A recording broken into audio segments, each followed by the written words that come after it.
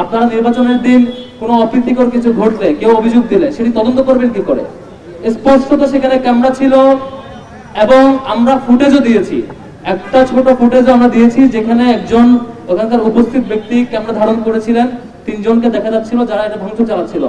অন্তত তাদের পরিচয় শনাক্ত করা গিয়েছিল প্রাথমিকভাবে, পট্টরিয়ার টিম তাদের পরিচয় শনাক্ত করেছেন বলে আমাদেরকে অবহিত করেছিলেন। তাহলে তাদের পরিচয় জানা সত্ত্বেও তাদেরকে কেন জিজ্ঞাসাবাদ করা হলো না? বাকি কারা ছিল? দ্বিতীয়ত, টোটাল এরিয়ায় গেটে এন্ট্রি এবং এক্সিটে সিসি ক্যামেরা এখনো আছে এবং সিসি ক্যামেরা এখনো সচলও বটে। আপনারা কাকে লুকানোর জন্য, কাকে বাঁচানোর জন্য, কোন রথি মহারথীকে আপনি ছাড় দেওয়ার জন্য সিসিটিভি ফুটেজ গায়েব করছেন এবং বলছেন যে ফুটেজে কিছু পাওয়া যায়নি? এরকমই দুঃখজনক এবং পক্ষপাতদুষ্ট আচরণ। নির্বাচন কমিশনের এরকম চলতে থাকলে আমরা আসলে সামনে সুষ্ঠু নির্বাচন পাবো কিনা, বা দিন শেষে নির্বাচন কমিশনার তাদের নির্ধারিত কাউকে ফেভার দিলে তখন সেটা আমরা আটকাতে পারবো কিনা আমরা জানি না। এখন পর্যন্ত সেটির তদন্ত এবং ফিডব্যাক আমরা পাইনি। আমরা আজকে প্রেস কনফারেন্সের মধ্য দিয়ে নির্বাচন কমিশনারের কাছ থেকে দ্রুততম সময়ের মধ্যে আমরা নির্দিষ্ট রিপোর্ট চাই এবং যাদের পরিচয় আমরা তথ্য দিয়েছিলাম যে 3 জনের, তাদের কাছ থেকে জিজ্ঞাসাবাদ করে এবং ওই চারুকলার গেটের সেই সময়ের আগে এবং পরে আসা যাওয়ার ফুটেজ অ্যানালাইসিস করে সেখানে যে ক্যামেরাগুলো ছিল, ইভেন সেই বাকি ভবনগুলোতেও ক্যামেরা আছে এখনো সচল, সেগুলোর ফুটেজ বের করে সুনির্দিষ্ট তথ্য এবং তাদের পানিশমেন্ট যেটা দেওয়া দরকার সেটি নিশ্চিত করার জন্য আহ্বান জানাচ্ছি। আমরা বরাবরের মতোই নীতিমালা এবং আইনের প্রতি শ্রদ্ধাশীল বলে এসব ব্যাপার আমরা লিগ্যাল প্রসিডিউর এবং বিনয়ের সহিত অ্যাপ্রোচ করেছি, যেটি নির্বাচন কমিশনার এবং বিশ্ববিদ্যালয় প্রশাসন যদি নিয়মতান্ত্রিক উপায়ে এগুলো ডিল করতে না পারেন সক্ষমভাবে, তাহলে অন্যান্য সংগঠন কখনো ভিকটিম হলে তাদের কর্তৃক মবের তৈরি হওয়ার আশঙ্কা দেখা দেবে বা তাদের কর্তৃক অপ্রীতিকর অ্যাপ্রোচের আশঙ্কা দেখা দেবে, তখন এটার দায় নির্বাচন কমিশন এড়াতে পারে না। সেজন্য প্রত্যেকটা অভিযোগের নিয়মতান্ত্রিক উপায় সেটি পানিশমেন্ট হওয়া দরকার এবং সেটি তদন্ত হওয়া দরকার, আমরা সেটা আহ্বান করছি। এবং গত 2 দিন ধরে দেখেছেন চট্টগ্রাম বিশ্ববিদ্যালয় এবং রাজশাহী বিশ্ববিদ্যালয়ে বেশ অনেকগুলো ঘটনা ঘটেছে, সেটি আমরা প্রতিবাদও জানিয়েছি। চট্টগ্রাম বিশ্ববিদ্যালয়ে যে ঘটনা, সেই ঘটনায় অসংখ্য শিক্ষার্থী আহত হয়েছে, শিক্ষক আহত হয়েছে, আমাদের দিক থেকে আমরা প্রতিবাদ জারি রেখেছি। এবং বিশ্ববিদ্যালয়ের মতো একটি গুরুত্বপূর্ণ জায়গায় শিক্ষার্থীরা নিরাপদ থাকবে না, নিরাপত্তা দিতে পারবে না, এটি প্রশাসন এবং সামগ্রিকভাবে রাষ্ট্রের ব্যর্থতা। এই রাষ্ট্রের জায়গা থেকে সেগুলো পুনর্বিবেচনা করা দরকার। এবং প্রত্যেক বিশ্ববিদ্যালয়ে এখন একটি গ্রুপ যে অস্থিতিশীল পরিবেশ তৈরি করার চেষ্টা করছে সেটিকে ঠিকঠাক ভাবে অ্যাড্রেস করার জন্য বর্তমান সরকারের ইন্টারিম গভর্নমেন্টের প্রপার প্রিপারেশন থাকা দরকার, নয়তো এই গভর্নমেন্ট দিন শেষে ব্যর্থতার পরিচয় দেবে। আবার একই সাথে রাজশাহী বিশ্ববিদ্যালয়ে আমরা দেখেছি যে শিডিউলড প্রোগ্রাম বানচাল করার জন্য একটি ষড়যন্ত্র হয়েছিল, সেটি দিন শেষে ব্যর্থ হয়েছে। এভাবে করে প্রত্যেকটি ক্যাম্পাসে এক এক জায়গায় এক এক গ্রুপ এক একভাবে বাজে পরিবেশ তৈরি করার চেষ্টা করছে, সেটি ঢাকা বিশ্ববিদ্যালয়ে এটি ভিকটিম হবে না, পরবর্তীতে সেটি নিশ্চয়তা কি করে হয়। সেজন্য রাষ্ট্রের এবং বর্তমান সরকারের বিশেষত বিশ্ববিদ্যালয় প্রশাসনগুলোর যথাযথ দায়িত্ব পালন জরুরি বলে মনে করছি। আমরা সরাসরি চলে যাব আমাদের ইশতেহারে।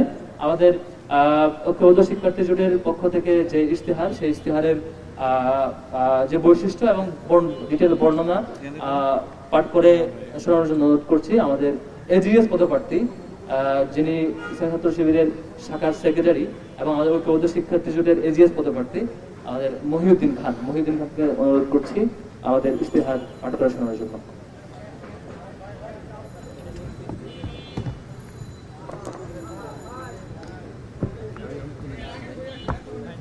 ডিজাইন, এলিগেন্স, বিউটি, সেরা পণ্য সবার জন্য জেভিকো।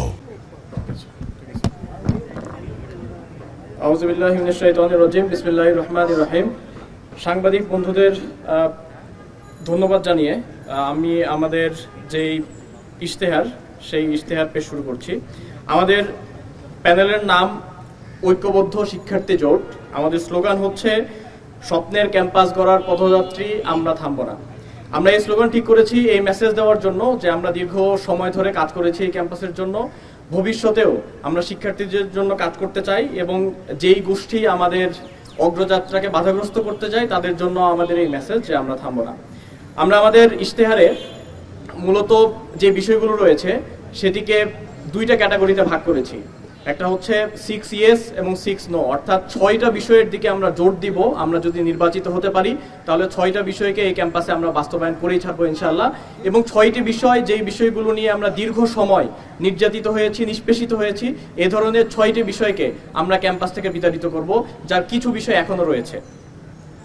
আমরা যেই বিষয়গুলো বাস্তবায়ন করতে চাই, অর্থাৎ 6টা বিষয়ে যেই বিষয়গুলোতে আমাদের অগ্রাধিকার থাকবে, অগ্রাধিকার ভিত্তিতে আমরা বাস্তবায়ন করব, সেগুলো হচ্ছে নিরাপদ ক্যাম্পাস, আবাসন সংকট সমাধান, নারী শিক্ষার্থীদের নিরাপত্তা, চিকিৎসা সুবিধা ও স্বাস্থ্যসম্মত খাবার, উন্নত পরিবহন এবং ক্যারিয়ার গঠনের পর্যাপ্ত তথ্য সেবা বা অ্যাক্সেস টু ক্যারিয়ার রিসোর্সেস।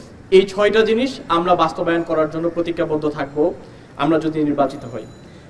আমরা যে বিষয়গুলোকে ক্যাম্পাস থেকে বিতাড়িত করতে চাই সেই বিষয়গুলো হচ্ছে কর্তৃত্ববাদী রাজনীতি, নির্যাতন এবং সহিংসতা, যেটি আমরা ছাত্রলীগের আমলে আমরা দেখেছি ক্যাম্পাসে, গণরুম গেস্টরুম কালচার, বৈষম্যমূলক নীতি ও আচরণ। আমরা বিভিন্ন সময়ে দেখেছি যে বৈষম্যমূলক নীতি এবং আচরণের মাধ্যমে ক্লাসরুমে এবং ক্লাসরুমের বাইরে হলগুলোতে বিভিন্ন সময়ে শিক্ষার্থীরা বৈষম্যের শিকার হয়েছেন।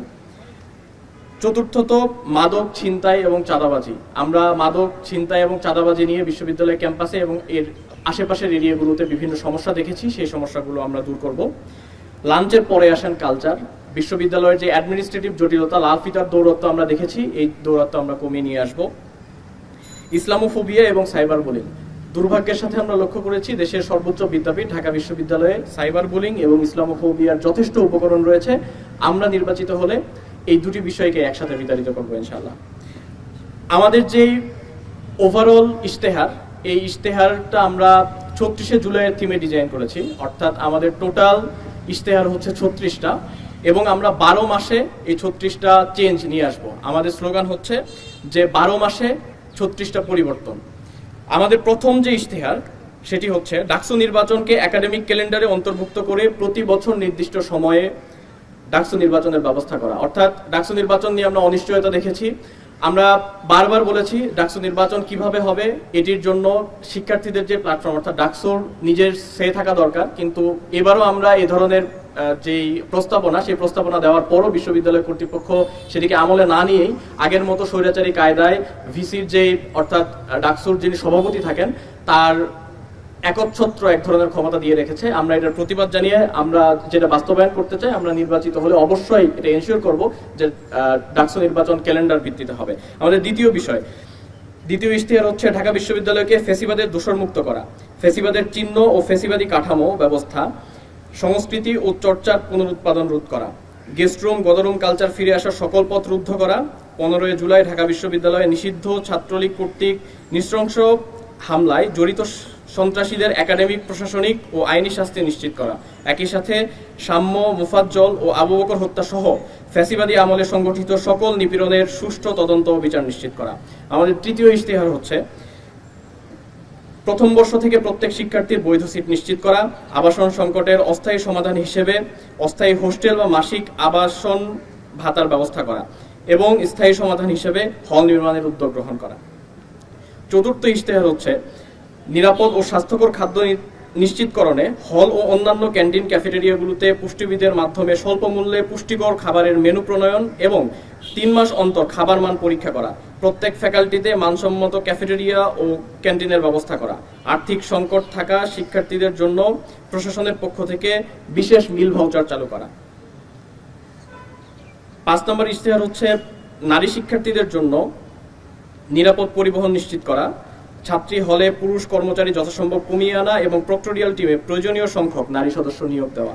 ইশতেহার 6 ছাত্রীদের জন্য ছাত্রী হলে প্রবেশের বিধিনিষেধ শিথিল করা, বিশ্ববিদ্যালয়ের পরিচয়পত্র প্রদর্শন সাপেক্ষে অনাবাসিক শিক্ষার্থীদের হলে প্রবেশের অনুমতি দেওয়া, ছাত্রী হলে অভিভাবকদের জন্য গার্ডিয়ান লাউঞ্জ স্থাপন করা।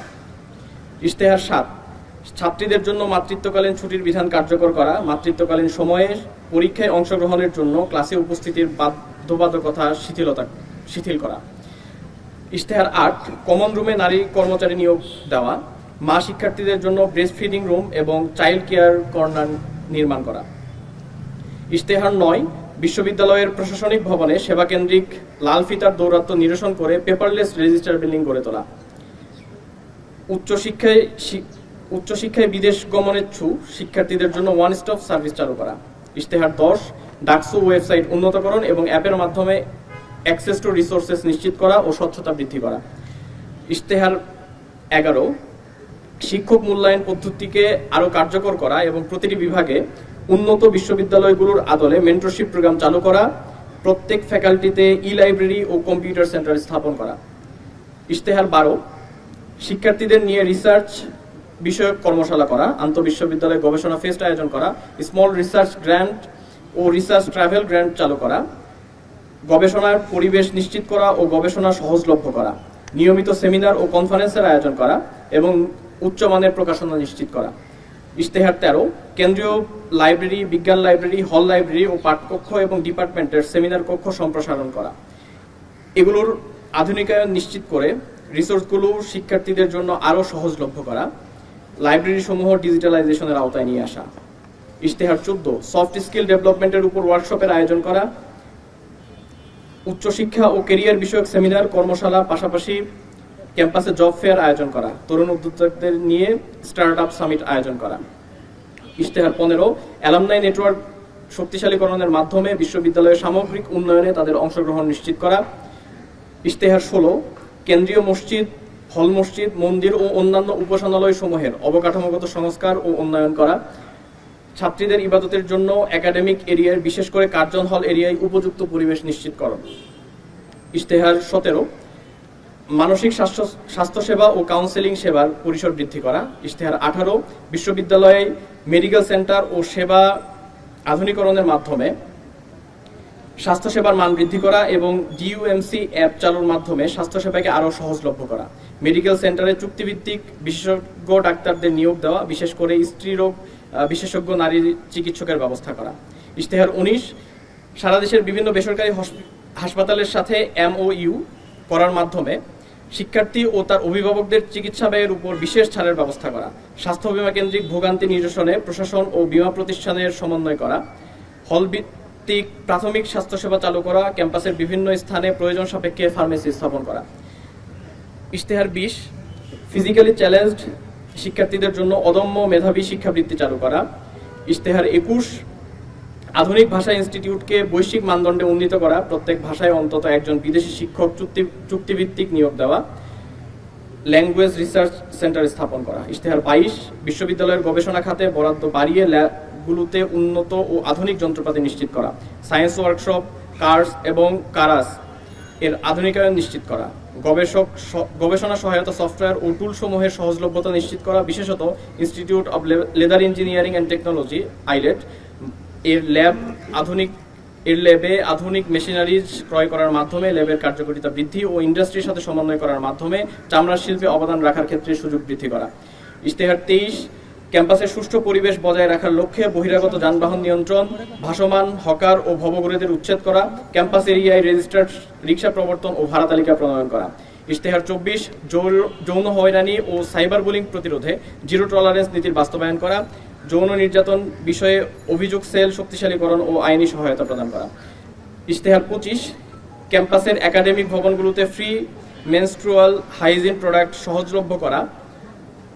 ইশতেহার 26, হলভিত্তিক সমস্যা সমাধানে গ্রিভেন্স রেসপন্স টিম গঠন করা এবং ক্যাম্পাস অম্বাসপারসন নিয়োগ দেওয়া, নির্যাতনের অভিযোগ দায়ের করা ও ভিকটিমদের সাপোর্টের জন্য ভিকটিম সাপোর্ট সেল গঠন করা।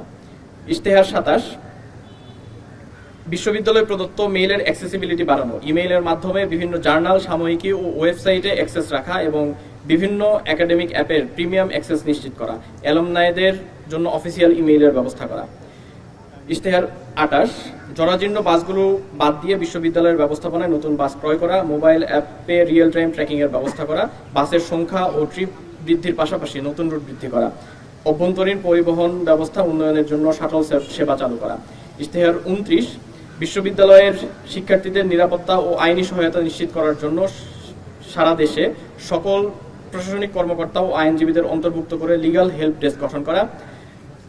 ইশতেহার 30, শারীরিক শিক্ষা কেন্দ্রের অবকাঠামোগত আধুনিকায়ন, এক্সপার্ট কিউরেটরের মাধ্যমে মাঠ পরিচর্যা ও বিশেষ চাহিদা সম্পন্ন শিক্ষার্থীদের জন্য অন্তর্ভুক্তিমূলক ক্রীড়া প্রতিযোগিতার আয়োজন করা, হল পর্যায়ে শারীরিক শিক্ষা কার্যক্রমের আধুনিকায়ন ও ইনডোর গেমসের আওতা বাড়ানো। ইশতেহার 31, টিএসসির অবকাঠামোগত উন্নয়ন ও সুষ্ঠু পরিবেশ নিশ্চিত করা, টিএসসির নিকটবর্তী ছাত্রী হল ও কেন্দ্রীয় গ্রন্থাগারের অবস্থান বিবেচনায় সাউন্ড বক্সের ব্যবহারের ক্ষেত্রে নীতিমালা প্রণয়ন করা। ইশতেহার 32, ফিজিক্যালি চ্যালেঞ্জড শিক্ষার্থী উপযোগী ক্লাসরুম ও একাডেমিক কার্যক্রম নিশ্চিত করা, তাদের জন্য ওয়াশরুমের বিশেষ ব্যবস্থা নিশ্চিত করা। ইশতেহার 33, নারী শিক্ষার্থীদের জন্য সেলফ ডিফেন্স প্রশিক্ষণের আয়োজন করা। ইশতেহার 34, হলগুলোতে কর্মচারীদের প্রশিক্ষণের ব্যবস্থা করা এবং কর্মচারী মূল্যায়ন পদ্ধতি চালু করা। ইশতেহার 35 পরিবেশ ও প্রতিবেশের সংরক্ষণ, শব্দ দূষণ রোধ, সুষ্ঠু ট্রাফিক ব্যবস্থা নিশ্চিতকরণের মাধ্যমে পরিচ্ছন্ন গ্রিন ক্যাম্পাস গঠন করা। ক্যাম্পাসে পরিচ্ছন্নতা রক্ষার্থে প্রতি মাসের শেষে সপ্তাহে পরিচ্ছন্নতা অভিযান পরিচালনা করা। ইশতেহার 36 সাংস্কৃতিক ও বুদ্ধিবৃত্তিক আধিপত্যবাদ মোকাবেলায় এই অঞ্চলের মানুষের নিজস্ব সংস্কৃতির বিকাশে কাজ করা। আমরা যেই সংক্ষিপ্ত ইশতেহার এখানে পাঠ করেছি, সেই ইশতেহারের বাইরেও আমাদের বিস্তারিত ইশতেহার থাকবে আমাদের ওয়েবসাইটে। কিউআর কোড স্ক্যানের মাধ্যমে আপনারা বিস্তারিত যে ইশতেহার সেটি আপনারা পেয়ে যাবেন। সম্মানিত সাংবাদিক বন্ধুগণ, আপনারা আমাদের সেটি দেখেছেন। আমাদের এই পেপারটাতে হচ্ছে ইশতেহারের সামারিটা আছে। এই সামারিতে আপনারা দেখতে পাচ্ছেন এখানে সামারি আছে, পাশাপাশি এখানে একটা স্ক্যানার কোড আছে, যেখানে স্ক্যান করলে ওয়েবসাইটে আপনি ডিটেইল পাবেন। আমরা এর পাশাপাশি আরেকটা ছোট ওয়ালেটে রাখার মতো একটা কার্ড বানিয়েছি, যেখানে হচ্ছে আমাদের জোট। এখানে স্ক্যান করলে আপনি ওয়েবসাইটে চলে যাবেন এবং হচ্ছে সেখানে প্রত্যেকটা প্রার্থীর যে ইশতেহার, সম্পাদকের আলাদা আলাদা যে ইশতেহার সেটিও আছে। আমরা যেটা পরিকল্পনা নিয়েছি সেটি হচ্ছে আমরা 6 ইয়ার্স এবং 6 নো, অর্থাৎ 6-6-36 জুলাইকে মাথায় রেখে আমরা তো ক্যাম্পাসের 6টা ইয়ার্সকে এবং 6টা নোকে মার্ক করেছে, যেগুলো আমরা সিরিয়াসলি খেয়াল রাখবো। এবং 12 মাসে প্রতি মাসে 3টা করে কাজ রিফর্ম, যে ক্যাম্পাসকে আমরা রিফর্ম করব প্রত্যেক মাসে 3টা করে, টোটাল 12 মাসে 36টা রিফর্ম করব, যে রিফর্মগুলোর মধ্য দিয়ে ক্যাম্পাসটা আমূল চেঞ্জ হবে। এটা আমাদের হচ্ছে কি কি রিফর্ম করলে ক্যাম্পাসটা আমরা স্বপ্নের ক্যাম্পাস চাই পাবো, যেটা বলেছি আমরা স্বপ্নের ক্যাম্পাস গড়ার পথযাত্রী, আমরা থামবো না। সেই স্বপ্নের ক্যাম্পাসের জন্য আমরা চেষ্টা করছি। স্বপ্নের ক্যাম্পাসের 36টা রিফর্মের টার্গেট আমরা করেছি এখানে। এর পাশাপাশি প্রত্যেক সম্পাদক ভাইরা, আমাদের যেসব সম্পাদক ভাই এবং বোনেরা আছেন, প্রত্যেকেই তাদের এক্সিকিউটিভ প্ল্যানও করেছে। 12 মাসে তারা কি কি করবে, কি কি ইশতেহার, সেটি ওয়েবসাইটে গেলে প্রত্যেক প্রার্থীর প্রোফাইলে আজকে রাতের মধ্যে আমরা সবকিছু আপলোড দিয়ে দেবো। অলরেডি অনেকগুলো দেওয়া হয়েছে, সবগুলো আজকে থেকে আপনারা ইনশাআল্লাহ সকল প্রার্থীর ডিটেইল এবং তার ইশতেহার সহ এই ওয়েবসাইটে পাবেন। এই কিউআর কোড এবং এই কার্ডটি রাখার মাধ্যমে আশা করি আপনারা আপনাদের হাতে সেটি পাবেন আর কি। আমরা চলে যাচ্ছি সমাপনের দিকে। সমাপনী কথা নিয়ে অনুরোধ করছি আমাদের বিপি পদপ্রার্থী, আমাদের সকলের প্রিয় মোহাম্মদ আবু সাদিক মোহাম্মদ কায়েম ভাই। কি লাগবে নাকি জোরে লাগবে? বিসমিল্লাহির রহমানির রহিম। ঐক্যবদ্ধ শিক্ষার্থী জোটের পক্ষ থেকে আমরা নির্বাচনী ইশতেহার আপনাদের সামনে পেশ করেছি। আমরা বারবার বলছি, ঐক্যবদ্ধ শিক্ষার্থী জোট সেটা হচ্ছে শিক্ষার্থীদের জোট। শিক্ষার্থীদের যে আকাঙ্ক্ষা, তাদের যে প্রত্যাশা, তাদের যে ভয়েস, সেই কথাগুলোই আমরা বলতে চাই। এবং আমাদের ইশতেহারের মধ্যে তার প্রতিচ্ছবি আপনারা দেখতে পাবেন। এবং ইশতেহারের ক্ষেত্রে আমরা সবার আগে শুরুতে যে কাজটা করার চেষ্টা করেছি, আমরা বলেছি 6 ইয়েস 6 নো। 6টা জিনিসকে আমরা সবসময় হা বলবো, যেটার জন্য গত 16 বছর ধরে ক্যাম্পাসে আমাদের শিক্ষার্থীদের অধিকারের জন্য আমরা লড়াই করেছি, সংগ্রাম করেছি, কথা বলেছি। এবং 6টা জিনিসকে আমরা সবসময় নো বলবো, যেটার জন্য আমরা সবসময় প্রতিবাদ জানিয়েছি। এবং জুলাই বিপ্লবের মাধ্যমে আমরা এই 6টা জিনিস থেকে মুক্তি পেয়েছি। এবং একই সাথে এই 6 যদি আমরা গ্রহণ করি 36 হয়। একই সাথে আমাদের আমরা যে 1 বছর সময় পাবো, সেই 12 মাসে আমরা 36টা রিফর্ম করতে চাই। সেই রিফর্মের প্রস্তাবনাও আমরা এখানে দিয়েছি। ঐক্যবদ্ধ শিক্ষার্থী জোটের আমাদের এখানে যারা আছে সম্পাদক পদে, প্রত্যেকের ইশতেহারগুলো আমাদের ওয়েবসাইট তৈরি করা হয়েছে। সেই ওয়েবসাইটের মধ্যে আপনারা বিস্তারিত পাবেন। আমরা শুধু কথার মধ্যে সীমাবদ্ধ রাখতে চাই না, আমরা কাজ দিয়ে আমাদেরকে প্রমাণ করতে চাই। জুলাই বিপ্লব এবং জুলাই বিপ্লব পরবর্তী 1 বছর জুড়ে যদি আমাদের অ্যাক্টিভিটি গুলো খেয়াল করেন, এখানে আমরা যারা আছি প্রত্যেকের, এবং তাদের যে সততা, তাদের যে দক্ষতা এবং শিক্ষার্থী বান্ধব তাদের যে কাজ, ইতিমধ্যে শিক্ষার্থীরা স্বতঃস্ফূর্ততার সাথে তারা আমাদেরকে গ্রহণ করছে। এবং আমরা আশা রাখছি আসন্ন ডাকসু নির্বাচনে 9 তারিখ আমরা শিক্ষার্থীদের স্বতঃস্ফূর্ত রেসপন্স পেয়ে আমাদের পুরো জোটের ভূমিধ্বজ বিজয় হবে ইনশাআল্লাহ। এবং একই সাথে আমাদের ঐক্যবদ্ধ শিক্ষার্থী জোটের এখানে আমরা যে 36টা রিফর্মের কথা বলেছি, সেই রিফর্মগুলো কোন মাসে কোন কাজটা আমরা করব, সেটার এক্সিকিউটিভ প্ল্যানটাও আমাদের করা শেষ। কোন সপ্তাহে কোন কাজ হবে সেই প্ল্যানটাও আমাদের করা হয়ে গিয়েছে। তো আপনারা আমাদের সম্পাদকীয় যারা আছে তাদের থেকে আপনারা শুনতে পাবেন। তো আমরা আশা রাখবো আমাদের যারা বন্ধুপ্রতিম ছাত্র সংগঠন আছে, যারা ইন্ডিপেন্ডেন্ট অ্যাক্টিভিস্ট আছে, তারাও ঐক্যবদ্ধ শিক্ষার্থী জোটের মতো তারা আইডিয়ার প্রতিযোগিতা করবে, শিক্ষার্থীদেরকে নিয়ে তাদের ভাবনাগুলো তারা শেয়ার করবে, তাদের আকাঙ্ক্ষার কথাগুলো বলবে এবং এই দায় দিয়ে দেওয়ার রাজনীতি, ট্যাগিং এর রাজনীতি, ফ্রেমিং এর রাজনীতি থেকে তারা বেরিয়ে আসবে।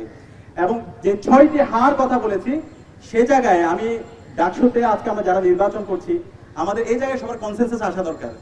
6 ইয়েস এবং 6 নো, এই 6-6-12টা জায়গায় আমি মনে করি ঐক্যবদ্ধ শিক্ষার্থী জোট যে আহ্বান করেছে সে জায়গায় ঢাকা বিশ্ববিদ্যালয়ের 40,000 শিক্ষার্থী সহ আমরা যারা প্রার্থীরা আছে সবার কনসেনসাসে আসা দরকার। তো আমি একটু এই 6 ইয়ার্স গুলো আবার আমি একটু পাঠ করে শোনাচ্ছি। 1 নাম্বার হচ্ছে আমাদের কমিটমেন্ট, নিরাপদ ক্যাম্পাস। 2, আবাসন সংকটের সমাধান। 3, নারী শিক্ষার্থীদের নিরাপত্তা। 4, চিকিৎসা সুবিধা ও স্বাস্থ্যসম্মত খাবার।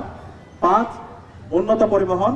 6, ক্যারিয়ার গঠনে পর্যাপ্ত তথ্য সেবা। আর 6টা জিনিস যেটাকে আমরা সবসময় নো বলবো সেটার মধ্যে 1 নাম্বার হচ্ছে কর্তৃত্ববাদী রাজনীতি, নির্যাতন ও সহিংসতা। 2, গণরুম গ্যাসরুম কালচার। 3, বৈষম্যমূলক নীতি ও আচরণ। 4, মাদক ছিনতাই ও চাঁদাবাজি। 5, লাঞ্চের পরে আসেন কালচার। 6, ইসলাম ফোবিয়া ও সাইবার বুলিং। আমরা আশা করছি এই 12টি 6 ইয়েস এবং 6 নো এই 12টি জায়গায় ঢাকা বিশ্ববিদ্যালয়ের সর্বপর্যায়ের শিক্ষার্থীরা আমরা একটা কনসেনসাসে আসবো এবং এর মাধ্যমে আমাদের যে স্লোগান স্বপ্নের ক্যাম্পাস গড়ার পথযাত্রী হবো আমরা, এবং এই স্বপ্নের ক্যাম্পাস মিনিমাম না হওয়ার আগ পর্যন্ত আমরা থামবো না। সবাইকে অসংখ্য ধন্যবাদ। নির্বাচন এবং ডাকসু শিক্ষার্থীদের অধিকারের একটি ইলেকশন, একটি প্রক্রিয়া, সেটিকে ক্লাসের মুখোমুখি দাঁড় করানো, একটি হলে আরেকটি হতে পারবে না, আগে থেকে ক্লাস বন্ধ করা, এটি কখনোই রাইটে প্রশ্ন হতে পারে না। এটির বিরুদ্ধে আমাদের আগে থেকে অবস্থান ছিল।